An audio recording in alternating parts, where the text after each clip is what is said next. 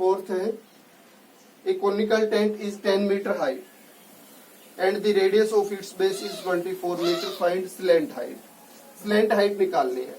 इससे पहले अभी हमने कहा था कि अगर हम कोण यूज करते हैं तो उसमें एक राइट ट्रायंगल बनती है जिसमें हाइपोटेन्यूज एल, हाइट और base are.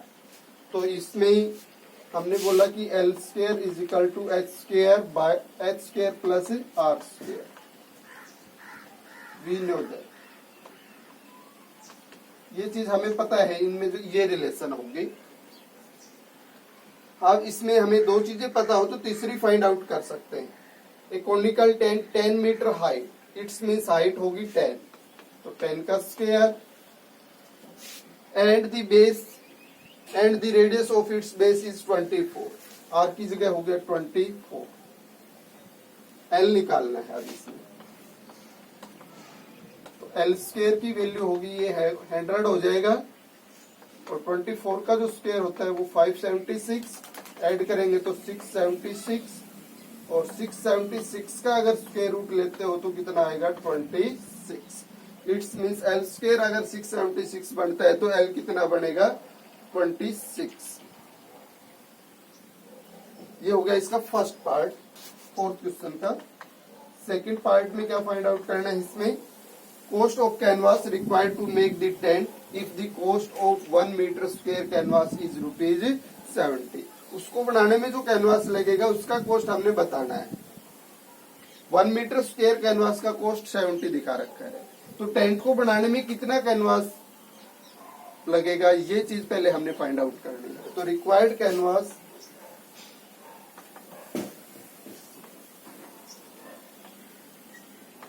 to making the tent, making the tent, tent को बनाने में कितना कैनवास लगेगा। अब हम टेंट को एज्यूम करते हैं कोनिकल, तो जब टेंट बनता है तो बेस में तो कपड़ा लगाने की जरूरत पड़ती नहीं है, ओनली कर्व्ड सरफेस को कवर करते हैं हम कपड़े से। इट्स मीन्स टेंट को जब हम बनाएंगे तो कितना कैनवास होगा उसके कर्व्ड सरफेस एरिया के इक्वल, पाई आर एल। कैनवास होगा वो क्या होगा, इतने एरिया का होगा पाई आर एल, और पाई की जगह रखेंगे फिर 22/7, आर 24 दिखा रखा है, एल हो गया 26।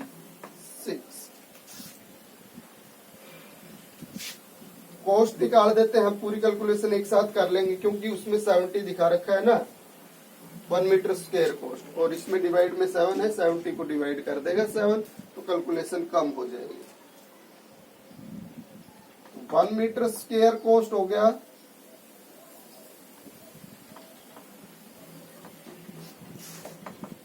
₹70, और अपने पास टोटल कितना कैनवास चाहिए हमें 22/7 into 24 into 26 metre square canvas cost. जितना एरिया इसका बना है वो जो रेट दे रखी है कैनवास के कॉस्ट की उससे क्या हो जाएगा प्रोडक्ट। इसको इससे डिवाइड करेंगे तो कितना आ जाएगा 10। इनकी प्रोडक्ट करवा लेंगे, इसकी करवा लेते हैं पहले। तो 26 4 से प्रोडक्ट ओके 104, 26 2 से प्रोडक्ट ओके 52 और 10 62, आगे डिजिट नहीं है तो ये आ गया।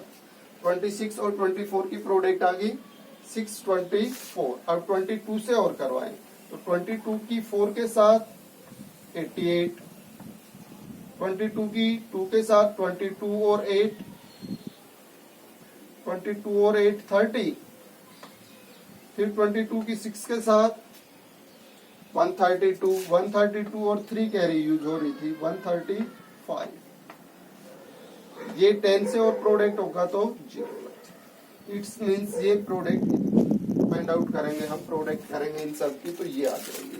तो इतने मीटर स्क्वायर कैनवास रिक्वायर्ड होगा इस टेंट को बनाने के लिए।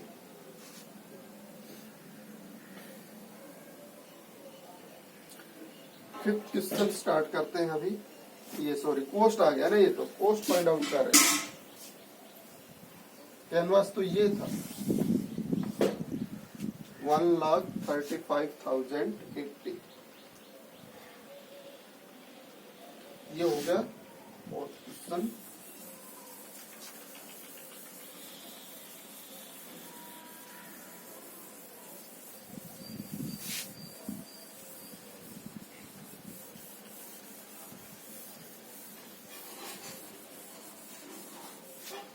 फिफ्थ में क्या है, what length of the tarpaulin 3 metre wide will be required to make conical tent of height 8 metre and base radius 6 metre. Assume that extra length of the material that will be required for stretching margins and wastage is cutting is approximately 20 centimeter. Use करना है pi is equal to 3.14।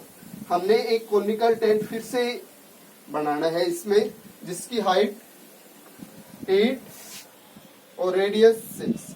अभी हमने check किया था कि कौन जब हम बना रहे हैं कॉनिकल टेंट बनाएंगे तो बेस में तो कपड़ा लगेगा नहीं, ओनली साइड्स में लगेगा, और साइड्स में लगेगा तो उसके कराउड सरफेस पे, और कराउड सरफेस का एरिया जो है वो पाई आर एल।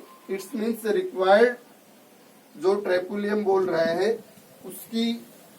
उसका जो एरिया है वो किससे निकलेगा, जो टेंट में लगेगा, एरिया ऑफ द ट्रेपुलियम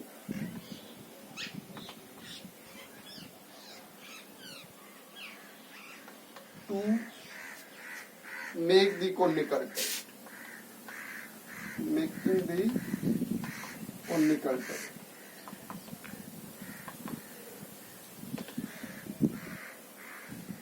इस फॉर्मूले से निकलना है ये 2 पाई, ये सॉरी फिर से 2 याद आ रहा है, पाई आर एल से।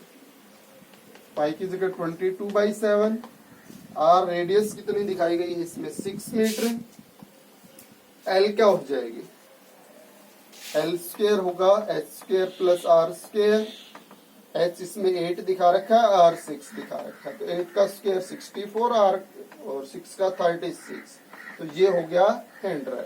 एल स्क्वायर 100 है तो एल की वैल्यू इसका स्क्वायर रूट 10 आ जाएगी।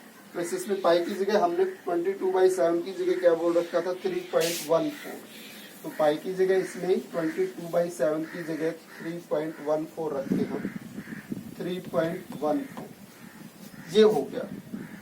अभी इसमें विड्थ दिखा रखी है ट्रेपुलियम की, जो कपड़ा है उसकी विड्थ है। जैसे हमने मान लिया कि इतनी ये जो 2 उंगलियां हैं इतनी विड्थ होती है, अगर इसके ऊपर से किसी कपड़े को घुमाएं विड्थ के अकॉर्डिंग उसकी लेंथ यूज करके, तो इसके ऊपर से घुमाएंगे तो इसकी शेप ले लेगा वो।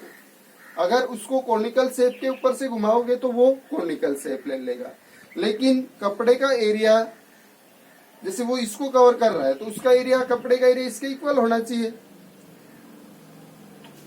कपड़े का एरिया कॉनिकल शेप लेने के बाद तो कोण के एरिया के इक्वल ले, और कॉनिकल शेप नहीं लेता है तब वो किस शेप में होता है, रेक्टेंगुलर शेप में। तो जब ओरिजिनल शेप है उसकी रेक्टेंगुलर, तब तो रेक्टेंगल के अकॉर्डिंग उसका एरिया निकाले, और जब उसने कॉनिकल शेप ले ली तब कॉनिकल शेप के according.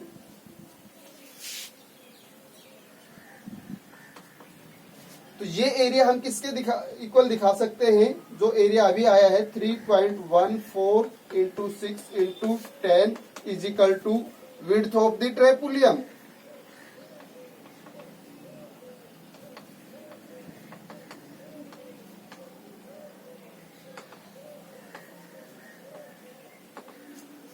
width of the trapulium into length of the trapulium।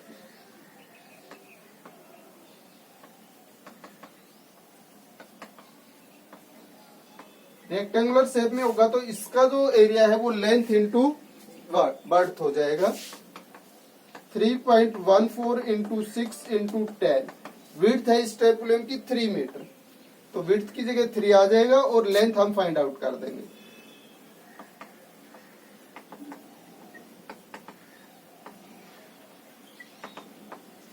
Three side में डिवाइड में, तो बोथ साइड 3 से आप डिवाइड करोगे तो ये कितना बन जाएगा 2 से इसकी product 628,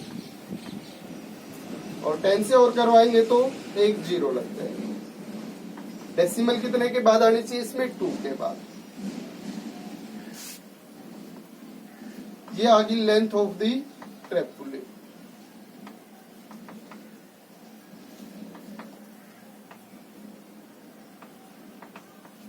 use in the tent, ये जो लेंथ है ये टेंट के अंदर यूज हुई है, लेकिन जो वेस्टेज वाली है या मार्जिन वाली है उसके लिए जो एक्स्ट्रा थी वो approximately 20 centimetre.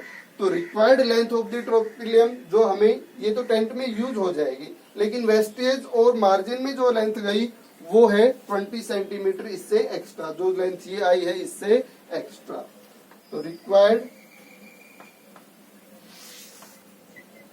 Length of the tarpaulin to making the tent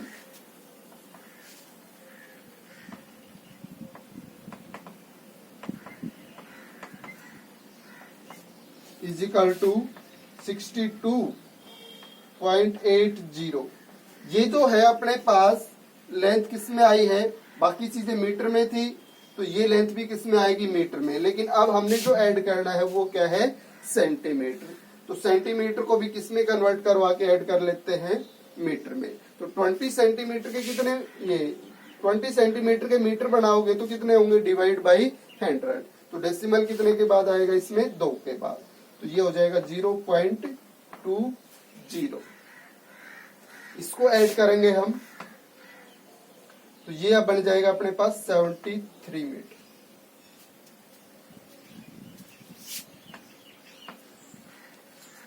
ये हो गया क्वेश्चन नंबर 5।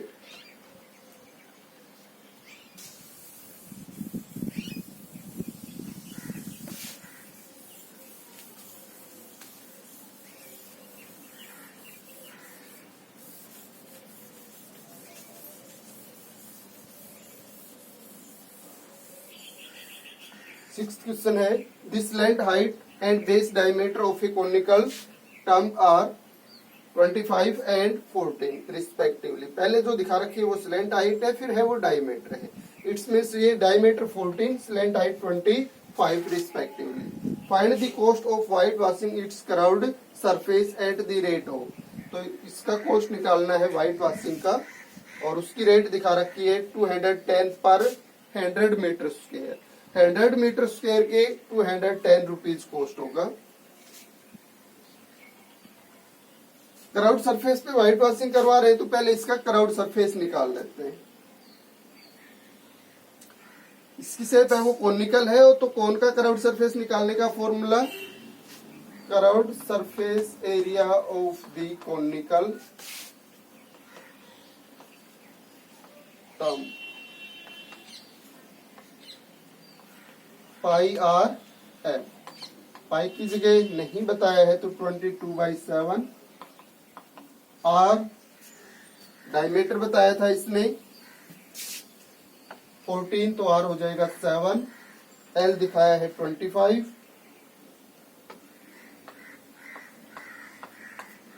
इसकी प्रोडक्ट करवा सकते हो। 25 2 के साथ प्रोडक्ट होके 50, और फिर 5 कैरी, फिर 50 और 5 55। ये मीटर स्क्वायर। ये हो गया टर्म का एरिया। अब इसमें हमें कॉस्ट निकालना है white washing. 100 metre square white washing cost.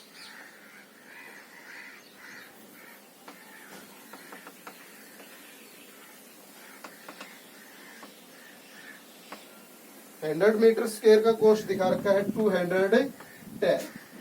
अगर 1 मीटर स्क्वायर का कॉस्ट निकालेंगे तो 210/100, 2.1 लिख सकते हैं इसको, रुपीज। टोटल हमने निकालना है 550 मीटर स्क्वायर का। ये एरिया बना है टर्म का, तो इसका एक कॉस्ट हो जाएगा 2.1 × 550। इसका डेसिमल हटाओगे तो डिवाइड बाय 10, 0 से 0 कैंसिल हो जाएगी। अब 21 से इसकी प्रोडक्ट करवाएंगे तो 21 की 5 के साथ 105, फिर 21 की 5 के साथ 105 और 10 कैरी 150। 1155 रुपए कॉस्ट आ जाएगी व्हाइट वाश।